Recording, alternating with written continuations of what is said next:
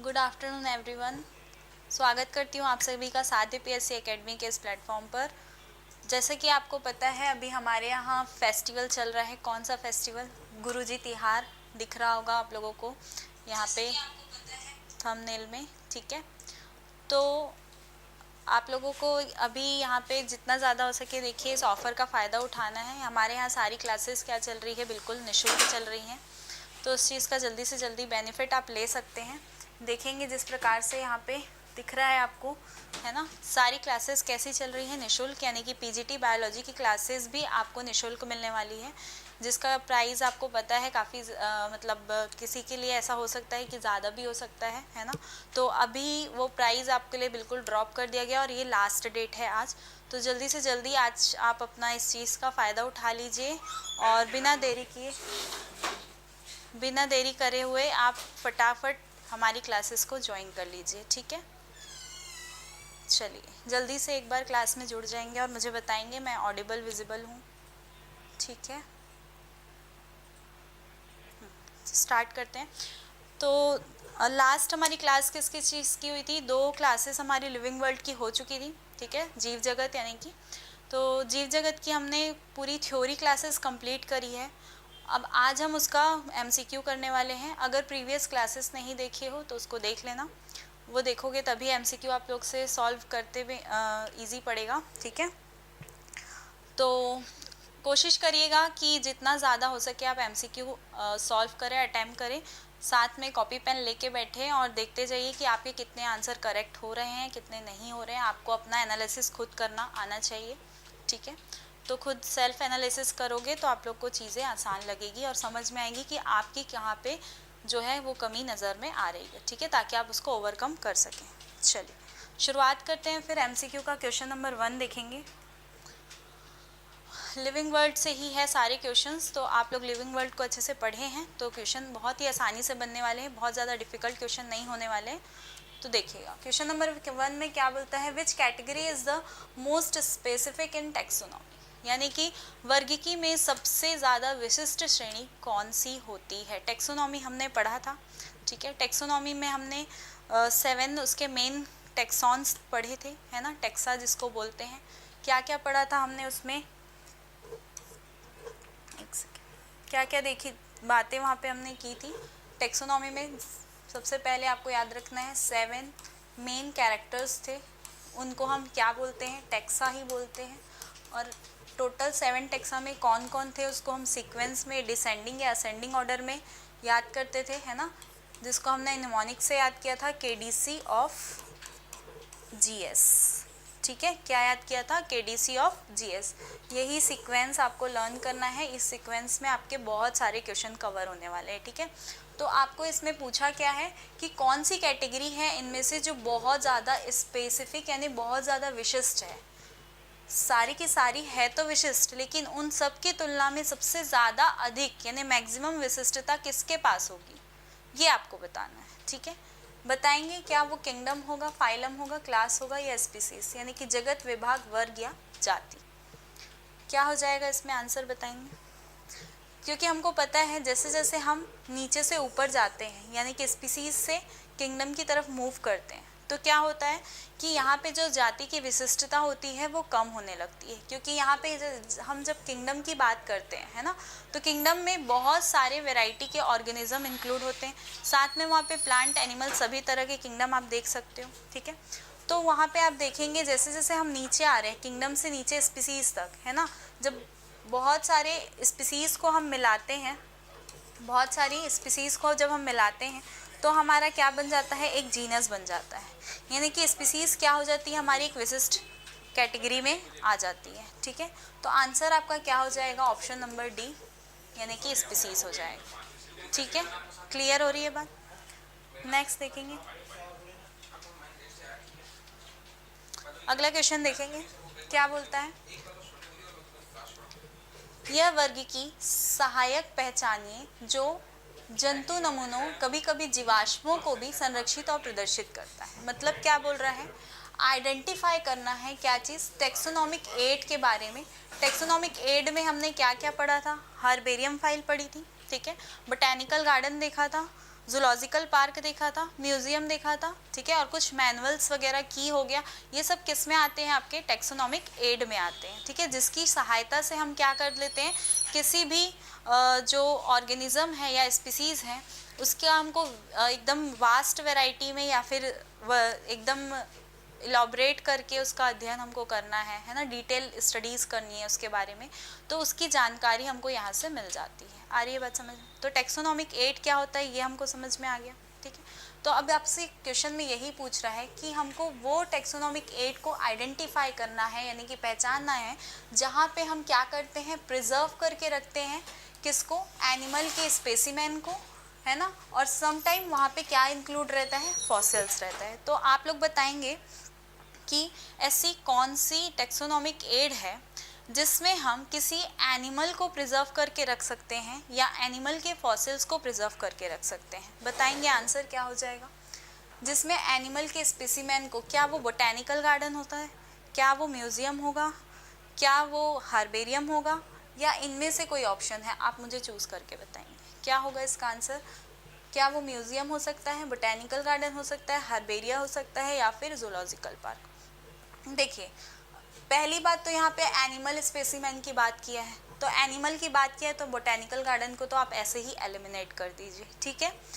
फिर उसके बाद हार्बेरिया को भी हम एलिमिनेट करेंगे, क्योंकि इसमें भी हम क्या करते हैं, जो प्लांट होते हैं उनको ड्राइड फॉर्म में दबा करके क्या किया जाता है, एक सिस्टमैटिक अरेंजमेंट में उसको रखा जाता है, ठीक। तो ये भी नहीं होगा, तो दो ऑप्शन तो यहाँ से ऐसे ही एलिमिनेट हो जाते हैं। फिर आता है जूलॉजिकल पार्क, जहाँ पे हम एनिमल को रखते हैं, और एक होता है म्यूजियम। लेकिन यहाँ पे बात किसकी की गई है, स्पेसिमेन की बात की है। यहाँ पे जीवित जीव की बात नहीं हो रही है, जीवित एनिमल की बात नहीं हो रही है, यानी कि यहाँ पे आपको एक स्पेसिमेन यानी कि किसी एनिमल का कोई एक हिस्सा या कोई ऐसा टुकड़ा या कोई उसका एविडेंस होगा, उस चीज़ की बात हो रही है। साथ ही साथ यहाँ पे किसकी बात हो रही है, फॉसिल्स की बात हो रही है। तो जो फॉसिल्स और स्पेसिमेन होते हैं वो कहाँ पे प्रिजर्व किए जाते हैं, हमारे म्यूजियम में। क्लियर हो रही है बात, ठीक है। तो आंसर क्या हो जाएगा आपका, ऑप्शन नंबर ए, म्यूजियम, ठीक है। बाकी ऑप्शन यहाँ से हट जाएंगे, ठीक। नेक्स्ट देखेंगे, कौन सा वर्गीकी सहायक पादप नमूनों की सूखी और दबाई हुई पत्तियों का संग्रह करता है। अभी डिस्कस किया है हमने कि ऐसी टेक्सोनॉमिक एड जिसमें हम क्या करते हैं, किसी भी प्लांट के स्पेसिमेन को क्या किया जाता है, ड्राइड फॉर्म में या प्रेस्ड फॉर्म में, यानी कि उसको सुखाकर उसको क्या किया जाता है, एक सिस्टमैटिक तरीके से फाइल में दबा के रखा जाता है ना। तो ये काम हम किस में करते हैं, हार्बेरियम में करते हैं। अभी थोड़ी देर पहले डिस्कस किए, तो ज़्यादा इसके बारे में डिस्कस करने की नीड नहीं है। अगला क्वेश्चन आप देखेंगे, ICBN और ICZN, ठीक है। इसका फुल फॉर्म भी आपको याद रखना है कि ICBN का फुल फॉर्म क्या होता है, international code of botanical nomenclature, and ICZN का international code of zoological nomenclature, ठीक है। इसमें पूछ रहा है कि what do the code ICBN and ICZN stand for. अब यहाँ पे ये दोनों का ही फुल फॉर्म इंडिविजुअली यानी कि एक साथ पूछ लिया है ना, आपको अलग अलग नहीं पूछा है कि ICBN का क्या होगा या फिर ICZN का क्या होगा, यहाँ पे दोनों को एक साथ बताने बोला है। जब एक साथ ऐसे पूछ लेता है तो उस कंडीशन में आप क्या आंसर करेंगे, देखेंगे यहाँ पे ऑप्शन क्या दिया हुआ है, international code for plant and animal, code for the micro organism, mineral naming code, या फिर कोड फॉर सेल्यूलोज स्टडीज़। तो सेल्यूलोज या सेल जैसा इसमें ऐसा कुछ है नहीं। मिनरल के बारे में भी हमने यहाँ पे कोई डिस्कशन किया नहीं था। माइक्रो ऑर्गेनिज्म की तो हम स्टडी इसमें करते ही नहीं है। तो आंसर आपका क्या हो जाएगा यहाँ से, ऑप्शन नंबर ए, यानी कि international code for plant and animal. Plant के लिए आप यूज़ करते हो ICBN और एनिमल के लिए आप जो यूज़ करते हो वो होता है ICZN। क्लियर है यहाँ पे, ठीक है। चलिए अगला क्वेश्चन देखते हैं। यदि एक ही वैज्ञानिक नाम ICBN और ICZN दोनों कोड के तहत अलग अलग जीवों के लिए प्रकाशित होता है तो प्राथमिकता कैसे तय की जाती है। बहुत ही प्यारा क्वेश्चन है, आप लोग इसको ध्यान से समझिए। If the same scientific name, यानी कि एक प्लांट है और एक एनिमल है, दोनों अलग ही स्पीसीज़ हैं, अलग ही वैरायटी है, ठीक है, लेकिन फिर भी दोनों के नाम अगर सेम रख दिया गया, सपोज़ प्लांट का नाम भी हम जैसे मैंजीफेरा इंडिका कर दिए और किसी एनिमल का नाम भी हम मैंजीफेरा इंडिका कर देते हैं बाय चांस, ठीक है, तो वही इसमें पूछ रहा है अगर सेम साइंटिफिक नेम हमने किसी का रख दिया और फिर उसका पब्लिकेशन करते हैं तो published under both ICBN and ICZN codes for different organism, how is priority determine. तो आप ज़्यादा प्रायोरिटी किसे देंगे, किसको प्राथमिकता देना ज़्यादा इम्पोर्टेंट होगा, ये बताना है हमको, ठीक है। तो ऑप्शन देखेंगे, name in the ICBN take priority over ICZN, क्या हम ICZN यानी एनिमल से ज़्यादा प्राथमिकता प्लांट को देना पसंद करेंगे, या फिर एनिमल को ज़्यादा प्राथमिकता देंगे, प्लांट को थोड़ी कम प्राथमिकता देंगे, यानी कि प्लांट के कंपेयर में एनिमल की ज़्यादा प्राथमिकता दी जा रही है ना, ICZN taken priority over ICBN, या फिर बोथ ICBN, यहाँ पे एक और होगा ICBN,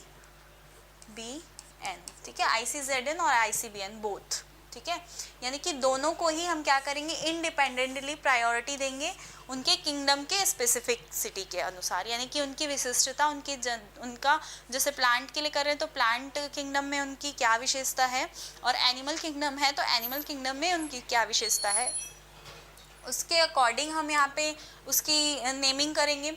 या फिर यहाँ पे हम क्या करेंगे, priority is decided by the other publication date regardless of the kingdom, क्या हम किसी और अदर पब्लिकेशन का यूज़ करेंगे प्रायोरिटी देने के लिए। तो आंसर क्या हो जाएगा, हम देखेंगे वहाँ पे ऑप्शन नंबर सी, ICZN और ICBN दोनों ही इंडिपेंडेंटली अपनी प्राथमिकता रखेंगे, यानी कि प्लांट के केस में प्लांट की प्राथमिकता होगी, एनिमल के केस में एनिमल की प्राथमिकता होगी, ठीक है, दोनों इंडिविजुअली अपनी अपनी प्रायोरिटी रखते हैं। इसमें आप किसी को कंपैरिजन नहीं कर सकते हैं कि हम प्लांट को पहले प्राथमिकता दें या फिर एनिमल को, क्योंकि सारी स्पीसीज अपने आप में एक विशिष्ट गुण रखती है। क्लियर हो रही है बात, ठीक है। चलिए अगला देखेंगे, यहाँ पे पूछ रहा है The common character between tomato and potato will be maximum of the level of their, यानी कि टमाटर और आलू के बीच समान लक्षण अधिकतम किस स्तर पर पाए जाते हैं। आपको टेक्सोनॉमिक कैटेगरी में से चूज़ करना है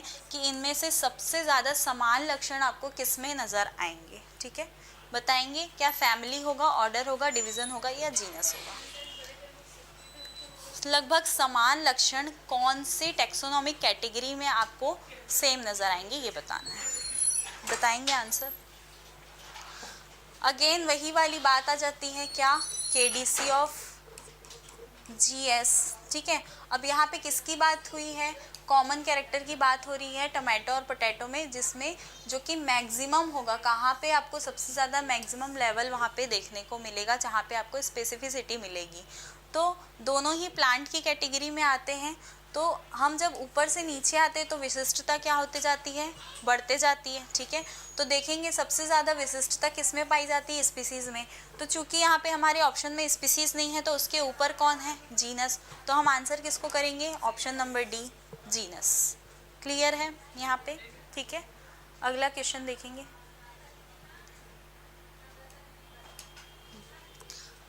किसी भी वर्ग की स्तर के लिए कौन सा शब्द उपयोग किया जाता है, कौन सा term, which term can be used for any taxonomic rank.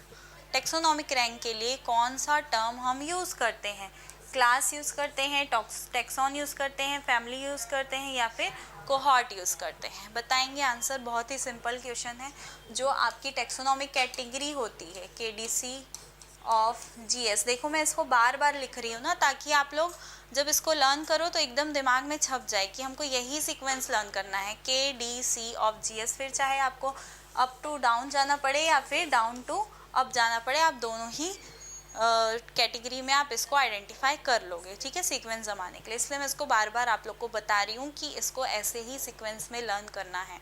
तो आप बताइए कि इसमें कौन सा एक टर्म है जो हम एक टेक्सोनॉमिक कैटेगरी के लिए, रैंक के लिए हम यूज़ करते हैं, यानी कि ये जो KDC ऑफ GS आप पढ़ रहे हो, ये किस इस कैटेगरी को किस टर्म से जाना जाता है। तो ये सब कौन है, इन सब को हम बोल देते हैं टेक्सा या फिर टेक्सॉन, ठीक है, या तो टेक्सा बोलते हैं या तो टेक्सॉन बोलते हैं। तो आंसर क्या हो जाएगा, ऑप्शन नंबर बी यहाँ पे सही हो जाएगा। ठीक है, चलिए अगला देखेंगे। ये आप लोग के लिए थोड़ा सा इन्फॉर्मेशन है। ठीक है, देखिएगा जो छत्तीसगढ़ सामान्य अध्ययन की यहाँ पे आपको बुक नज़र दिख आ रही है, यहाँ पे मोर छत्तीसगढ़ बैच के नाम से। ठीक है, जिसमें आपको प्रैक्टिस एंड स्टडी मटेरियल हो गया, एक्सपर्ट फैकल्टीज़ यहाँ पे आपको मिलने वाले, पीडीएफ नोट्स, और ये सब जो आपको यहाँ पे जो दिख रही है ना सारी चीज़ें, ये सब आपको कैसे मिलने वाली, बिल्कुल निशुल्क मिलने वाली है। हमारे यहाँ जो शिक्षक दिवस का आज का ऑफ़र चल रहा है, तो आप जल्दी से जल्दी किसी भी बैच को ज्वाइन कर लीजिए जिस भी रिगार्डिंग आप प्रिपरेशन कर रहे हैं, उस रिगार्डिंग यहाँ पे आपको इतनी सारी फैसिलिटीज़ प्रोवाइड की जा रही है। और वे सारी फैसिलिटीज़ कैसी है, बिल्कुल निःशुल्क है आप लोग के लिए। तो बस यही था कि आप लोग जल्दी से जल्दी यहाँ पे ज्वाइन कर लीजिएगा। ठीक है, चलिए। और वैसे उसी प्रकार जीव विज्ञान, यानी कि अगर आप लोग को मेरी क्लास समझ में आ रही होगी, अच्छी लग रही होगी, तो अभी आपके लिए यहाँ पे ऑफ़र है, बिल्कुल निशुल्क ये ऑफ़र चल रहा है ना। आप लोग ज्वाइन कर लीजिए जल्दी से जल्दी। व्याख्याता की क्लासेस भी बिल्कुल आज के लिए ये लास्ट ऑफ़र है, लास्ट डेट है शिक्षक दिवस के उपलक्ष्य में। तो आप लोग जल्दी से जल्दी यहाँ पे अपना रजिस्ट्रेशन एनरोल कर लेंगे। ठीक है, चलिए नेक्स्ट देखेंगे। Which of the following represent the content is sequence of the various taxonomic. ये हो जाएगा आपका करेक्ट। ठीक है, correct sequence of the various taxonomic categories, ये बताना है आपको कि इनमें से कौन सी टेक्सोनॉमिक कैटेगरी का जो सीक्वेंस है, यानी कि क्रम की बात कर रहा है। टेक्सोनॉमिक कैटेगरी यानी कि आपका जो किंगडम, डिवीज़न और आपका ऑर्डर।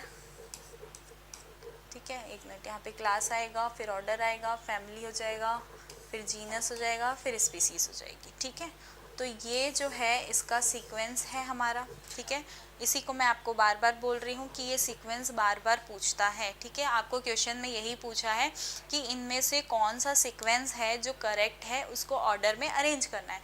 तो देखेंगे सबसे पहले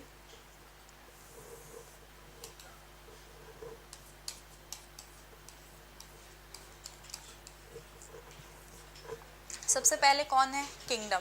फिर कौन आता है, डिवीज़न, या डिवीज़न किसके केस में, प्लांट के केस में। ठीक है, अगर एनिमल की बात करेंगे तो वहाँ पे क्या हो जाएगा, फाइलम हो जाएगा। ठीक है, फिर होता है आपका class, next order, family, genus, species. तो अब यहाँ ऑप्शन में देखेंगे, सबसे पहले यहाँ पे क्या दिया है, क्लास दिया है, और फाइलम को बाद में दिया है। तो ये ऑप्शन तो यहीं से गलत हो गया, क्योंकि हमारा क्लास बाद में आता है, फाइलम पहले आता है। ठीक है, इसके बाद हम देखेंगे यहाँ पे डिवीज़न दिया है, फिर क्लास दिया है। ठीक है, फिर उसके बाद फैमिली दी हुई है, फिर ऑर्डर दिया है। जबकि यहाँ पे क्या होता है, ऑर्डर के बाद फैमिली आती है। ठीक है, तो ठीक है, अब अगला भी देख लेते हैं। और फिर ऑर्डर के बाद देखो क्या दे दिया है यहाँ पे, जीनस, फिर स्पीसीज।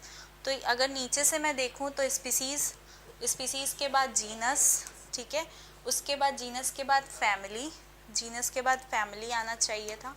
तो ये ऑप्शन हम नहीं लेंगे, ना इधर से ये सीक्वेंस में जा रहा है, ना ही इधर से सीक्वेंस में जा रहा है। ठीक है, फर्स्ट वाला भी देख लो एक बार, पीछे से भी स्पीसीज के बाद जीनस है, फैमिली है, फिर ऑर्डर है, फिर फाइलम है, और फिर क्लास है। तो फाइलम इधर जाएगा और क्लास इधर आएगा।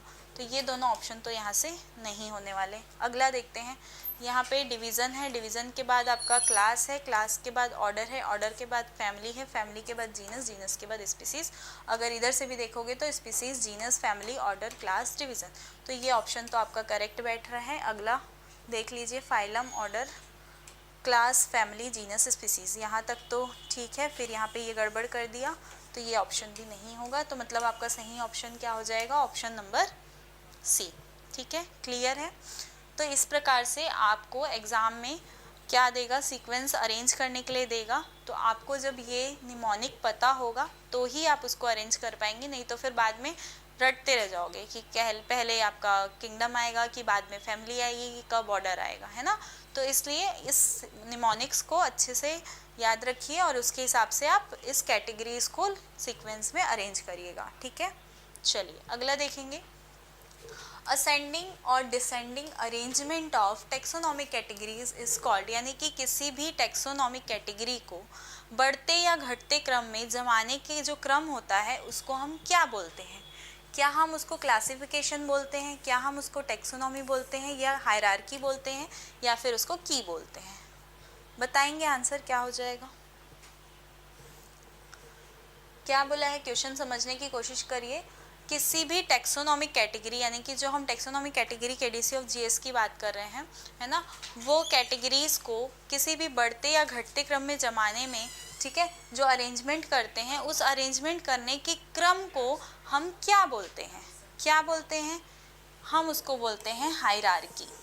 पढ़ा था हमने इसको क्लास में। हायरार्की क्या होती है? किसी भी चीज़ को किसी एक सीक्वेंस में अरेंज करना, ठीक है। जैसे कि अगर मैं किसी एनिमल को यहाँ पे अरेंज करना चाहूँ, ठीक है, किसी भी एनिमल की मैं बात करूँ या किसी प्लांट को ही ले लूँ, ठीक है, और उनको मेरे को किसी स्पेसिफिक अरेंजमेंट में अरेंज करना है, तो या तो मैं उसको क्या करूँगी, बढ़ते क्रम में अरेंज करूँगी, या तो फिर उसको घटते क्रम में। अब वो बढ़ता या घटता क्रम किसका होगा? उसी टेक्सोनॉमिक कैटेगरी का होगा, है ना। यानी कि पहले उसका मैं किंगडम लिखूंगी, ठीक है, फिर उसका डिवीज़न क्या है या फाइलम क्या है ये देखूंगी। उस प्रकार से मैं सारे टेक्सोनॉमिक कैटेगरी को देखकर उसको अरेंज करूंगी। तो इस अरेंज करने के क्रम को ही हम क्या बोल देते हैं? हायरार्की बोल देते हैं। क्लियर हो रही है बात? ठीक है, अगला क्वेश्चन देखेंगे। देखो फिर से वही ICZN से क्वेश्चन है। ये क्वेश्चन बहुत आते हैं ना इस तरह के क्वेश्चन, इसीलिए मैं इसको बार बार लेकर आई हूँ। ऐसे इस तरह के क्वेश्चन जो हैं आपके एग्जाम में, क्योंकि ये वाले टॉपिक, एक तो ICBN ICZN हो गया और टेक्सोनॉमी, इस टॉपिक में पूरा इन्हीं से ही आपके क्वेश्चन एक ना एक एग्जाम में आते ही हैं। तो आपको इसी तरह के क्वेश्चन सॉल्व करने की हैबिट डालनी है, ठीक है। देखेंगे, ICZN परमिट टॉटोनिम्स, ये बहुत इंपॉर्टेंट टर्म है, इसको हमने पढ़ा था। टॉटोनिम्स क्या होती है? जब किसी चीज़, किसी शब्द की नॉमेनक्लेचर में बार बार पुनरावृत्ति होती है, उसको हम टॉटोनिम्स बोलते हैं, ठीक है। Whereas ICBN does not, यानी कि यहाँ पे ये बोल रहा है कि जो टॉटोनिम्स है, यानी कि पुनरावृत्ति जो होती है, वो ICZN के लिए स्वीकार होती है, जबकि जो ICBN होता है, यहाँ पे आपका आ जाएगा जबकि ICBN, ठीक है, यहाँ पे ICBN में ये स्वीकार नहीं होती। तो निम्नलिखित में कौन सा जीव विज्ञान में एक मान्य टॉटोनिम है, यानी कि कौन सा टॉटोनिम यहाँ पे सही है, ये आपको बताना है। देखिए हमने क्या पढ़ा था टॉटोनिम्स के बारे में, थोड़ा सा रिकॉल कर लीजिए।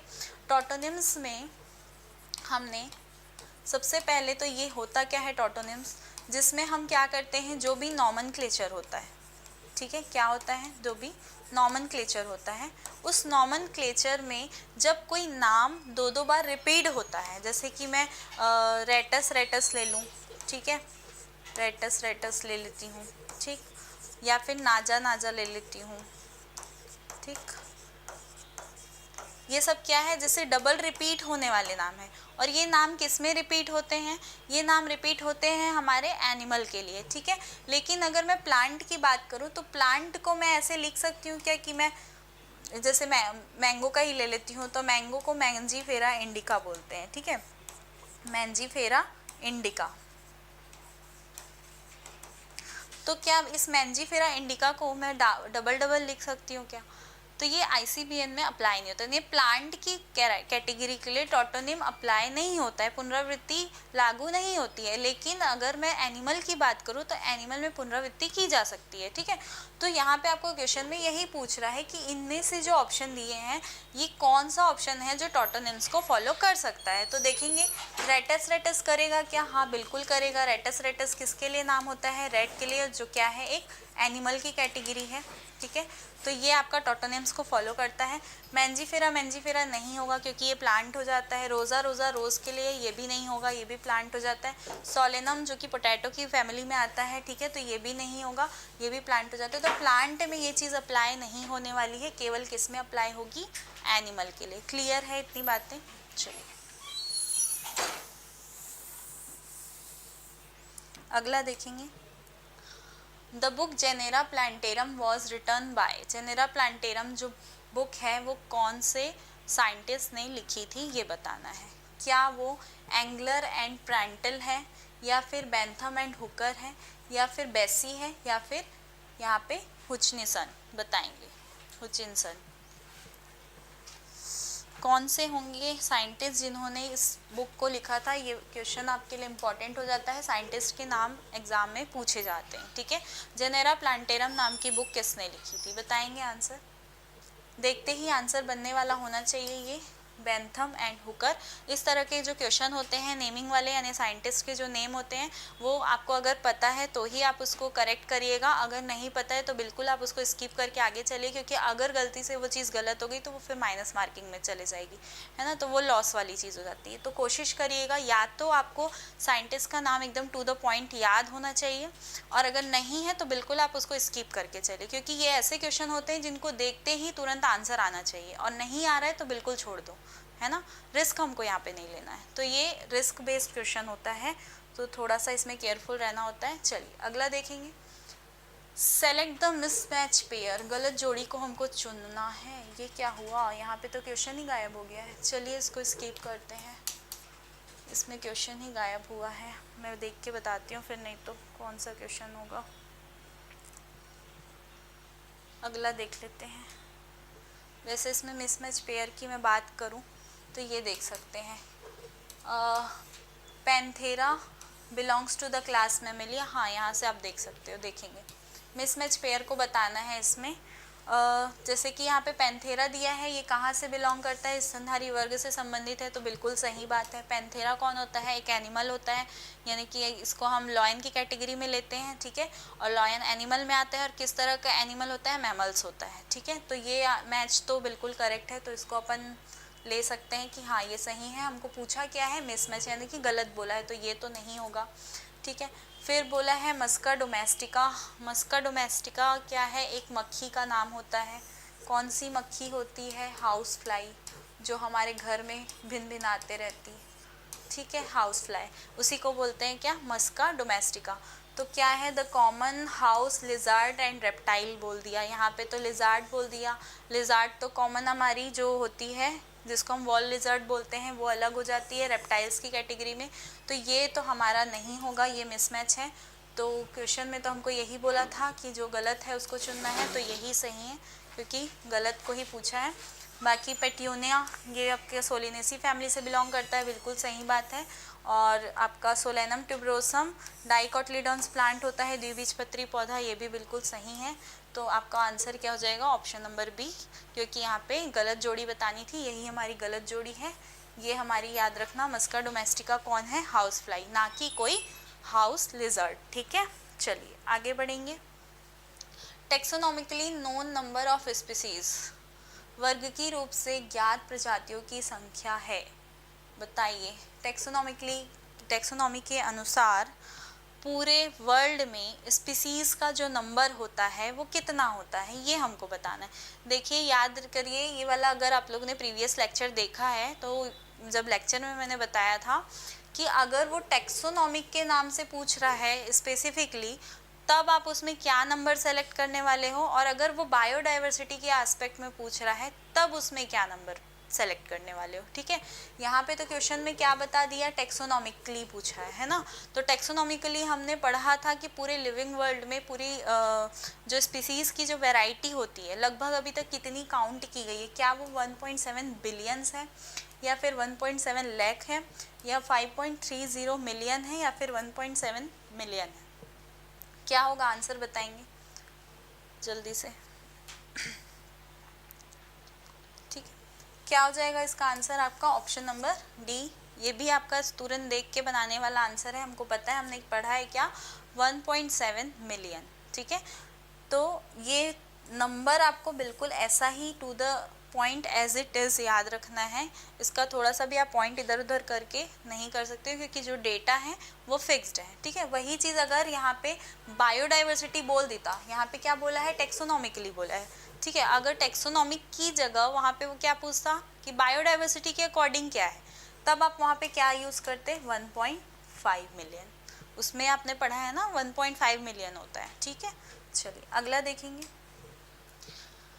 फाइलोजेनी रिफर्स टू, ये भी आपके लिए एकदम इम्पॉर्टेंट टर्म हो जाता है। फाइलोजेनी का मतलब क्या होता है ये बताना है आपको। क्या उसका मतलब कोई नेचुरल क्लासिफिकेशन होता है, या फिर इवोल्यूशनरी क्लासिफिकेशन होता है, या कोई इवोल्यूशनरी हिस्ट्री होती है, या फिर ओरिजिन ऑफ एल्गी। बताएंगे आंसर क्या हो जाएगा फाइलोजेनी का मतलब। नेचुरल क्लासिफिकेशन जैसा तो हमने पढ़ा नहीं है, ठीक है। नेचुरल सिलेक्शन होता है जो कि हम डार्विन में पढ़ेंगे, ठीक।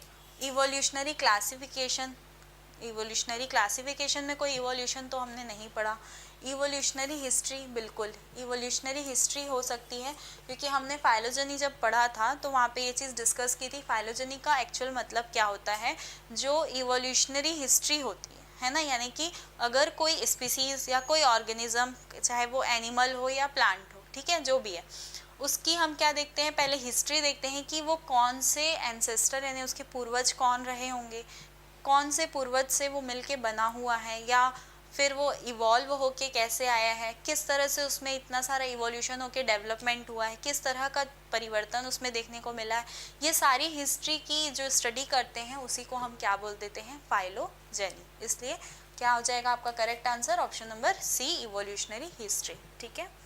अगला क्वेश्चन देखेंगे, the standard size of herbarium sheet. देखो हर्बेरियम शीट हमने पढ़ा था, उसका साइज के बारे में हमने डिस्कस नहीं किया था, यहाँ पे वो चीज़ कवर हो जाएगी। इसीलिए बोलते हैं कि एमसीक्यू आप सॉल्व करते रहिए, क्योंकि हर चीज़ क्या होती है थ्योरी में कवर नहीं होती, कुछ चीज़ें क्या होती है एमसीक्यू करते करते वहाँ पे हमको समझ में आ जाती है ना। वो टॉपिक से किस तरह के क्वेश्चन अराइज होते हैं या पूछे जाते हैं वो हमको एमसीक्यू सॉल्व करके ही समझ आता है, ठीक है। चलिए बताएंगे, standard size of herbarium sheet is, herbarium का जो मानक आकार होता है वो कितना होना चाहिए।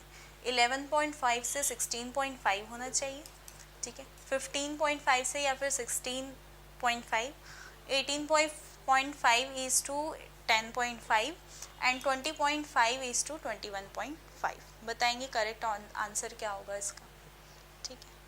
मानक आकार पूछा है हर्बेरियम शीट का, जो हम जिसमें क्या करते हैं, किसी भी प्लांट के, है ना, डेड फॉर्म में, यानी कि उसकी कोई भी प्लांट का लीफ ले लिया या फिर फ्लावर ले लिया, कोई भी ऐसा पार्ट हम ले लेते हैं और फिर उसको ड्राइड करके, उसको प्रेस्ड करके क्या करते हैं, किसी भी कॉपी वगैरह में, या तो वो जो फाइल आती है ना, यानी हार्बेरियम की प्रॉपर एक शीट आती है, उस शीट में हम क्या करते हैं, उसको दबा के प्रिजर्व करके रखते हैं, ताकि इन फ्यूचर उस प्लांट की हमको डिटेल स्टडी अगर करनी है तो उसकी हेल्प से हम कर सकें। तो उसका साइज़ कितना होना चाहिए, आंसर क्या हो जाएगा option number A, 11.5 is to 16.5, ठीक है। याद रखिएगा इसको, ठीक है, इम्पॉर्टेंट हो जाता है। अगला देखेंगे, which of the following is a correct name. सही नाम क्या है ये बताना है। किसका नाम है, पहले तो हम ये देख लेते हैं। ये नाम दिया है पोटैटो का, किसका नाम है, पोटैटो का, ठीक। पोटैटो का साइंटिफिक नेम आपको दिया है और उसमें बताना है कि इन सारे साइंटिफिक नेम में से कौन सा बिल्कुल सही तरीका है जो नॉमेनक्लेचर के हर एक रूल को फॉलो करता है, ठीक है। पहला बोल रहा है सोलेनम ट्यूबरोसम, ठीक है, नाम तो सही लग रहा है। चलिए आगे देखते हैं, सोलेनम ट्यूबरोसम एक और दिया है, लेकिन डिफरेंस क्या है, यहाँ पे आप देख रहे हो जो स्पीसीज़ का नाम है, सोलेनम आपका जीनस होता है, ट्यूबरोसम आपकी स्पीसीज़ होती है। यहाँ पे ये स्मॉल लेटर में दिया है, यहाँ पे कैपिटल लेटर में दिया है, ठीक है। तो ये तो ठीक हो सकता है, मगर फिर भी और आगे ऑप्शन देखते हैं। ये तो यहाँ पे गलत हो जाएगा क्योंकि यहाँ पे ये कैपिटल दे दिया, तो कैपिटल वाली चीज़ तो पहले ही गलत हो जाती है। फिर थर्ड दिया है सोलेनम ट्यूबरोसम लिन, ठीक है, यहाँ पे डॉट रहेगा, ठीक है। तो सोलेनम ट्यूबरोसम लिन ये हमको एकदम करेक्ट लग रहा है। अगर मैं इससे कंपैरिजन करूँ ऑप्शन नंबर ए से, तो यहाँ पे किसी साइंटिस्ट का नाम तो यहाँ पे नहीं दिया है, ठीक है। हालांकि नाम तो ठीक है, लेकिन साथ में कि जिस साइंटिस्ट ने उसको नेमिंग किया है उस साइंटिस्ट का नाम भी हम शॉर्ट में लिखते हैं, ठीक है। तो उस हिसाब से देखा जाए तो ये तो बिल्कुल सही, ऑल ऑफ द अबव तो हो ही नहीं सकता क्योंकि दो पहले ही गलत हैं, ठीक है। तो करेक्ट आंसर आपका क्या हो जाएगा ऑप्शन नंबर सी, क्योंकि नॉमेनक्लेचर का रूल क्या है, पहली चीज़ तो बाइनोमियल नॉमेनक्लेचर दिया था किसने, कैरलस लिनियस ने दिया था, ठीक है। क्या बोला था उन्होंने कि जो जीनस होता है और स्पीसीज़ होती है, इन दोनों से मिलके हमारा द्विनामकरण पद्धति चलती है, ठीक है, जिसमें पहला नाम जो रहता है, पहला शब्द जो रहता है वो जीनस होता है और दूसरा जो शब्द होता है वो स्पीसीज़ होती है, ठीक। दूसरी चीज़ क्या बोली थी उन्होंने कि जो पहला शब्द हम जीनस का लेते हैं उसमें पहला अक्षर जो रहता है वो हमेशा कैपिटल में रहेगा और बाकी सभी कैसे रहेंगे, स्मॉल लेटर में रहेंगे।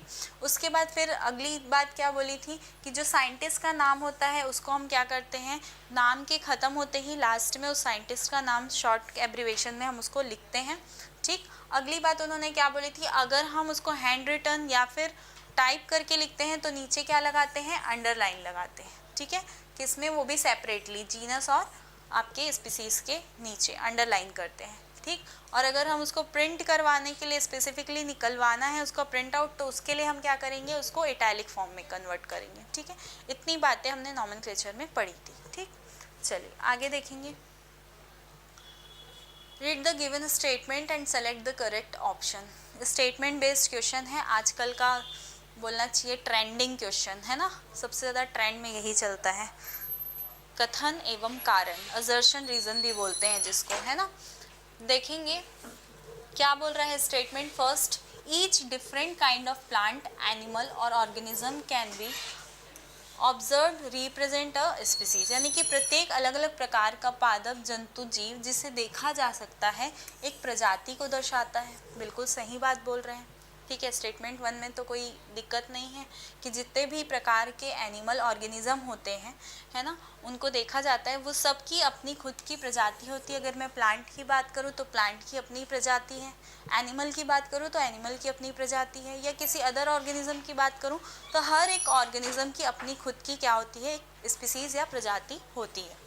ठीक है, अगला स्टेटमेंट बोलता है the number of species that are known and described range is between 170 to 180 million.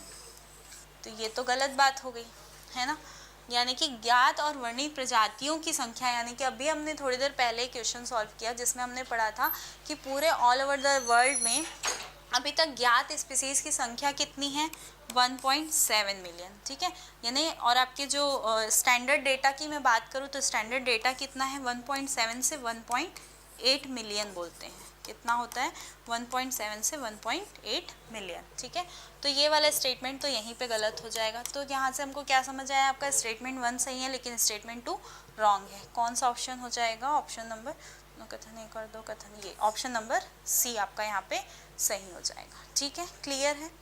चलिए अगला क्वेश्चन देखेंगे। Read the following statement and select the correct answer. ठीक है, यहाँ पे भी आपको स्टेटमेंट दिया हुआ है, उसका आपको करेक्ट आंसर यहाँ पे बताना है। पहला स्टेटमेंट बोलता है increase in mass and increase in number of individual are twin characteristics of growth, यानी कि जो ग्रोथ है उसकी क्या क्या कैरेक्टर होते हैं। पहला कैरेक्टर कि उसका मास में वृद्धि होना, यानी कि द्रव्यमान में वृद्धि होना, और साथ ही साथ उनका नंबर यानी कि उनकी संख्या में वृद्धि होना। Increase in mass and increase in number, यानी कि मास और नंबर में जो वृद्धि होती है उसी को हम क्या बोल देते हैं, वृद्धि का स्पेशल कैरेक्टरिस्टिक बोलते हैं। क्या ये स्टेटमेंट सही है, बिल्कुल सही है। दूसरा स्टेटमेंट बोलता है metabolic reaction can be demonstrated outside the body in isolated cell free system, यानी कि जो मेटाबॉलिक रिएक्शन होते हैं, है ना, वो मेटाबॉलिक रिएक्शन जो हमारी बॉडी के अंदर होते हैं उनको क्या हम आर्टिफिशियली लैब में करवा सकते हैं, यानी बॉडी के बाहर करवा सकते हैं, है ना, ये पूछ रहा है। डिमॉन्स्ट्रेटेड आउटसाइड द बॉडी, क्या उसको बॉडी के बाहर करवाया जा सकता है, तो बिल्कुल कराया जा सकता है। जितनी भी चयापचयी क्रियाएं होती है शरीर के बाहर पृथक कोशिका रहित तंत्रों में प्रदर्शित की जा सकती है, बिल्कुल की जा सकती है, ये भी करेक्ट हो जाएगा। अगला स्टेटमेंट बोलता है रिस्पॉन्स टू स्टिमुलाई, यानी कि किसी भी चीज़ के प्रति प्रतिक्रिया देना, रिफ्लेक्शन देना। जैसे कि सपोज आपको कोई थप्पड़ मारेगा तो आप भी कुछ रिएक्ट करोगे ना, सबका रिएक्शन रहेगा, है ना, तो रिएक्शन देना किसी भी चीज़ के प्रति प्रतिक्रिया, उसी को बोलते हैं स्टिमुलस होना, रिस्पॉन्स टू स्टिमुलाई। ठीक है, is a defining property of the living organism. हमने जब लिविंग की परिभाषा पढ़ी थी कि एक्चुअल में हम लिविंग किसी चीज़ को कब बोलेंगे, तो हमने क्या क्या कैटेगरी पढ़ी थी। पहली चीज़ हमने क्या पढ़ा था, ग्रोथ देखा था। ठीक है, इसके अलावा क्या देखे थे, रिप्रोडक्शन देखे हैं। ठीक है, रिप्रोडक्शन हो जाता है। और क्या देखे थे, मेटाबॉलिज्म देखे थे। ठीक, मेटाबॉलिज्म। और क्या देखे थे, सेल्यूलर ऑर्गेनाइजेशन, सेल्यूलर ऑर्गेनाइजेशन। ठीक, और लास्ट हमने क्या देखा था, कॉन्शियसनेस। ठीक है, कॉन्शियसनेस। इस प्रकार से हमने ये 5 वैरायटी देखी थी, किसकी, कैटेगरीज लिविंग की। ठीक है, लिविंग हम इनको बोलते हैं। तो उनमें भी अब यहाँ पे पूछ रहा है कि response to stimuli is the defining property, यानी कि मोस्ट डिफाइनिंग प्रॉपर्टी की यहाँ पे बात कर रहा है। तो हमने क्या देखा था, जो कॉन्शियसनेस होता है वो सबसे ज़्यादा मोस्ट डिफाइनिंग प्रॉपर्टी होती है। और कॉन्शियसनेस का मतलब ही यही है कि किसी चीज़ के प्रति अपनी प्रतिक्रिया देना।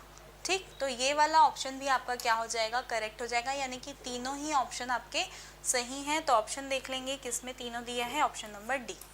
ठीक है, तो ये आपका करेक्ट हो जाएगा। स्टेटमेंट 1, 2, 3 तीनों ही स्टेटमेंट यहाँ पे आपके करेक्ट है। अगला क्वेश्चन देखेंगे, which of the following is the basis of modern taxonomic study, यानी कि आधुनिक वर्गीकीय अध्ययन का आधार क्या हो सकता है, ये बताना है। क्या उसमें एक्सटर्नल और इंटरनल स्ट्रक्चर की स्टडी की जाती है, उसी को आधार बना के, यानी कि किसी भी ऑर्गेनिज्म का एक्सटर्नल यानी बाहरी और आंतरिक संरचनाओं को देख करके हमने क्या किया है, वर्गीकरण किया है, या फिर किसी भी कोशिका की संरचना को देखकर उसका वर्गीकरण किया है। डेवलपमेंटल प्रोसेस, यानी कि वो किस तरह से उसका विकास हुआ है, उसका इवोल्यूशन किस तरह से हुआ है, वो हमने देख के क्या बोलते हैं, टैक्सोनॉमी किया है।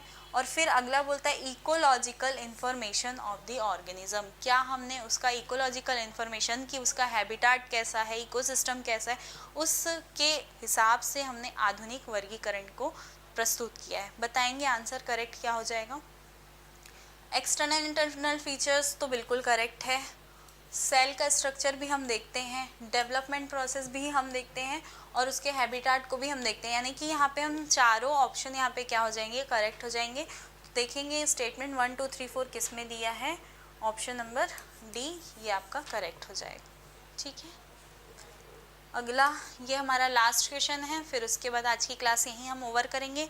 अगली क्लास हमारी मंडे को होगी, जिसमें हम नया टॉपिक शुरू करेंगे, और नए टॉपिक नई एनर्जी के साथ आप मेरे साथ जुड़िएगा, और इसी तरह से क्लास को अपना ध्यान से समझने की कोशिश करिएगा। ठीक है, और कोशिश करिएगा कि ज़्यादा से ज़्यादा आप जुड़ सकें हमारे साथ और अपनी क्लास को अटेंड करें और अपना टाइम दें, क्योंकि इसमें आप ही का फ़ायदा है, हमारा कोई फ़ायदा नहीं होने वाला है। आप पढ़ेंगे, आप ही अपना व्याख्याता की पोस्ट लेने वाले हैं। ठीक है, जितनी भी पोस्ट आए हमको ये सोच के चलना है कि जितनी भी पोस्ट आ रही है उनमें से एक पोस्ट है जो वो हमारे लिए है, चाहे वो 10 पोस्ट ही क्यों ना हो, 5 पोस्ट ही क्यों ना हो, हमको ये सोच के पढ़ना है कि हमारी एक पोस्ट तो हमको चाहिए, है ना। ये सोच के हमको अपनी कंटिन्यू स्टडीज़ करनी है। तो इसीलिए आप क्या करिएगा, लगातार अपनी पढ़ाई को कंटिन्यू रखिए, है ना। पढ़ाई में किसी भी तरह से लैग नहीं आना चाहिए। कोशिश करिए कि आप अपने जो सब्जेक्टिव तो पढ़ना ही है, हमारा जो मेन कोर सब्जेक्ट है इसको तो कवर करना ही है, साथ में जो इसके अदर्स जो टॉपिक्स हैं जैसे आपका पेडागोजी वगैरह हो गया, उनको भी आप कवर करते चलिए, है ना। तभी आपका क्या है, चीज़ें वहाँ पे बैलेंस होके चलेंगी। तो जैसे अगर आपको यहाँ पे क्या होता है, क्लासेस अल्टरनेट चलती हैं, है ना। बायो की क्लास कैसी होती है, पहले एक दिन होती है फिर एक दिन नहीं होती है ना, यानी अल्टरनेट डे में हफ्ते में 4 दिन, कभी कभी 3 दिन या 4 दिन ऐसे क्लासेस चलती हैं। ठीक, तो अल्टरनेट डे में जब अब जिस दिन क्लास नहीं हो रही है उस दिन ऐसा नहीं है कि आज तो हमको पढ़ाई नहीं करना है, कि छोड़ो आज तो क्लास ही नहीं है, नहीं पढ़ते, नहीं। उस दिन हम क्या करेंगे, जितना हमने पढ़ा है उसका हमको रिवीजन करना है, रिवीजन करने के साथ साथ एमसीक्यू लगाना है। अपने तरफ से भी हम कोशिश करेंगे कि हम एमसीक्यू लगा सकें, क्योंकि देखो जितना ज़्यादा प्रैक्टिस करोगे, जितना ज़्यादा कोशिश करोगे ना, उतना आप ही को फ़ायदा होगा, है ना। चीज़ें दिमाग में रहती है, क्योंकि बायो के टर्मिनोलॉजी ऐसे होते हैं कि जब हम पढ़ते हैं तब तक तो याद रहता है, लेकिन फिर जब बहुत टाइम तक उसको छोड़ देते हैं ना तो वो भूल जाते हैं, है ना। इसलिए कोशिश करिए कि जो पिछला हो चुका है उसको रिवीजन करते हुए आप आगे का नया टॉपिक करिए, नहीं तो आगे पार्ट पीछे सब पार्ट हो जाएगा, कोई मतलब नहीं होगा इतनी मेहनत करने का, है ना। ठीक है, तो अगली क्लास हमारी जो होगी मंडे को, उसमें हम नया टॉपिक स्टार्ट करेंगे। बिल्कुल आप लोग सभी जुड़ जाइएगा, जिनको नहीं पता है आपके दोस्तों को, मित्रों को, सखियों को, उनको बता दीजिए कि यहाँ पे क्लासेस चल रही है, और आज के लिए यहाँ पे आखिरी दिन है जिसमें मुफ्त क्लास आपको मिलने वाली है बिल्कुल फ्री में। तो आज रात तक आप जल्दी से जल्दी ज्वाइन कर लीजिए, क्योंकि कल से फिर आपको जो है वो जो नॉमिनल आपका प्राइज़ लगता था पहले, ठीक है, वो प्राइज़ आपका स्टार्ट हो जाएगा, जिसमें आपको पूरी फ़ी पे करनी पड़ेगी। इसलिए अभी जितना हो सके ज्वाइन करते जाओ और क्लास में जुड़ जाओ, तो आप ही का फ़ायदा है, ठीक है। और बाकियों को भी इन्फॉर्मेशन दे सकते हो जिनको ज़रूरी है कि वो चाहते हैं कि व्याख्याता की क्लासेस अटेंड करना है लेकिन अफोर्ड नहीं कर पा रहे हैं, तो उनके लिए एक सुनहरा मौका है, ठीक है। तो उनको भी आप जाके उनकी भी मदद करिए कि हाँ यहाँ पे क्लासेस लग रही है, बताइए, बिल्कुल, ठीक है। चलिए, तो ये लास्ट क्वेश्चन, इसको ख़त्म करते हैं, फिर आगे की क्लासेस हमारी मंडे को कंटिन्यू करेंगे। देखेंगे आखिरी क्वेश्चन को। Main objective of the plant taxonomy, पादप वर्गीकी का मुख्य उद्देश्य क्या होता है? पादप वर्गीकी का मुख्य उद्देश्य क्या है? Study of the world's flora, यानी कि यहाँ पे हम विश्व की जितनी भी वनस्पति होती है उसका अध्ययन करते हैं, या हम क्या करते हैं, किसी भी provide a method for identification and nomenclature, यानी कि किसी भी पहचान और नामकरण की विधि उपलब्ध करते हैं, या फिर provide a Latin scientific name for every group of plant in the world, यानी कि विश्व के प्रत्येक पौधे के समूह के लिए लैटिन वैज्ञानिक नाम प्रदान करते हैं। क्या मुख्य उद्देश्य है पादप की वर्गीकरण करने का, ये हमको बताना है, ठीक है। पादप की वर्गीकी यानी कि उसका वर्गीकरण का उद्देश्य, पहला तो बिल्कुल सही है हमारा कि हम विश्व में जितनी भी वनस्पति हैं उनका हमको अध्ययन करना है, तो वर्गीकरण की आवश्यकता तो होगी ही, ठीक है। तो ये तो बिल्कुल सही हो जाएगा। इसके अलावा उसकी पहचान करना है, उसका नामकरण भी करना है। जब तक हम पहचानेंगे नहीं, उसका नामकरण नहीं करेंगे, तो हम नामकरण के द्वारा ही तो उसको पहचान रहे हैं ना कि हाँ ये वाले प्लांट को हम ये बोलते हैं। जैसे नॉर्मली हम कहीं चलते फिरते जा रहे हैं, कोई स्पेशल टाइप का प्लांट दिख गया, आपको पता ही नहीं है वो किस वैरायटी में आता है, किस कैटेगरी में आता है, तो आप कैसे करेंगे? तो ये वाली चीज़ है, ठीक है।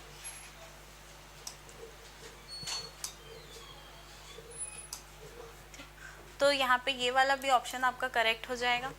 फिर उसके बाद हम उसको लैटिन नाम प्रोवाइड करते हैं, साइंटिफिक नेम, और हर एक ग्रुप के प्लांट को क्या किया जाता है, उसमें उसको प्रॉपर विश्व के हर एक पौधे के समूह को क्या दिया जाता है, एक वैज्ञानिक नाम दिया जाता है। क्योंकि ऐसा है, कुछ चीज़ों को हम हमारी कंट्री में अलग नाम से जानते हैं और दूसरे कंट्री में जाओगे तो उसको किसी और नाम से जाना जाएगा। तो ऐसा नाम रखा जाता है जो ऑल ओवर द वर्ल्ड में वो अप्लाई हो सके, है ना। यानी कि अगर इंडिया में उसको जिस नाम से जाना जा रहा है वही नाम उसको, अगर हम अमेरिका जा रहे हैं तो वहाँ पे भी उसी नाम से जाना जाए, ये नहीं कि अमेरिका जाने के बाद उसका नाम बदल जाए। इसके लिए हमको क्या दिया जाता है, उसको एक साइंटिफिक नेम दिया जाता है। तो ये वाली बात भी बिल्कुल सही हो जाएगी। तो आंसर क्या हो जाएगा आपका? Option number D, all of the above, ठीक है। ऑप्शन नंबर डी आपका करेक्ट हो जाएगा। क्लियर है? चलिए, तो इस प्रकार से हमारी आज का एमसीक्यू की सीरीज़ ख़त्म होती है। लिविंग वर्ल्ड वाला टॉपिक भी हमारा ख़त्म होता है। अगली क्लास में नया टॉपिक शुरू करेंगे। आज के लिए इतना ही। बहुत बहुत धन्यवाद। Thank you so much.